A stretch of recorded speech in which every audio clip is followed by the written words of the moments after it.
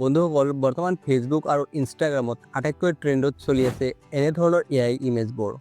আপুনিও যদি এনেধৰণৰ AI ছবিবোৰ বনাই ফেচবুকত আপলোড কৰিব পাৰে তেনেহ'লে আপোনাৰ পোষ্টটো হৈ পৰিব পাৰে ভাইৰেল। তেনেহ'লে আহক জানি লওঁ কেনেকৈ অতি সহজতে বনাব পাৰি এনেধৰণৰ ট্ৰেণ্ডি AI ছবিবোৰ।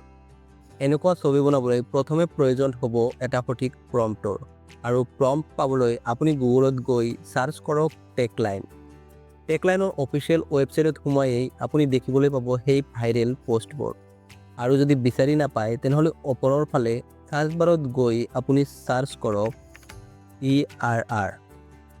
চাৰ্চ কৰি দিয়াত লগে লগে আপোনাৰ সন্মুখত আহি পৰিব পোষ্টটো। এইবাৰ পোষ্টত ক্লিক কৰি স্ক্ৰল কৰি নামি আহক তললৈ, য'ত দেখিবলৈ পাব আপুনি দুটা প্ৰম্পট।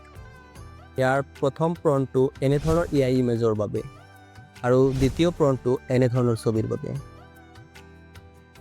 এতিয়া আপুনি আপোনাৰ পচন্দৰ প্ৰম্পটটো কপি কৰি লওক আৰু তলৰ ফালে থকা ট্ৰেণ্ডিং ফটো এডিটিঙত ক্লিক কৰক, নতুবা জেমিনি AIৰ অফিচিয়েল ৱেবছাইটত গৈ প্লাছ আইকনত ক্লিক কৰি গ্যালাৰীৰ পৰা আপোনাৰ পচন্দৰ ছবি বাছনি কৰি লওক। তাৰপিছত কপি কৰা প্ৰম্পটটো ইয়াত পেষ্ট কৰি দিয়ক। এতিয়া হ'ল আচল কামটো, মনোযোগেৰে চাব। প্ৰম্পটখনৰ তলৰ ফালে দেখিবলৈ পাব এটা লাইন য'ত লিখা আছে ইয়ৰ নেম বুলি। এইখিনি কাটি আপোনাৰ নামটো লিখি দিয়ক। তাৰ ওচৰতে আছে ইয়ৰ FB ID হেয়াৰ।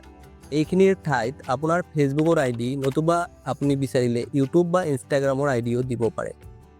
তাৰপিছত কাষত থকা এৰ'টোত ক্লিক কৰি অলপ সময় ৰ'ব। আপোনাৰ ভাইৰেল ফটো ৰেডি। এতিয়া ওপৰৰ ফালে থকা ডাউনলোড বটনত ক্লিক কৰি ফটোটো ডাউনলোড কৰি লওক। আৰু ঠিক একেধৰণে আপুনি দ্বিতীয়টো প্ৰম্পট কপি কৰি অইনখন ছবিও বনাই ল'ব পাৰিব।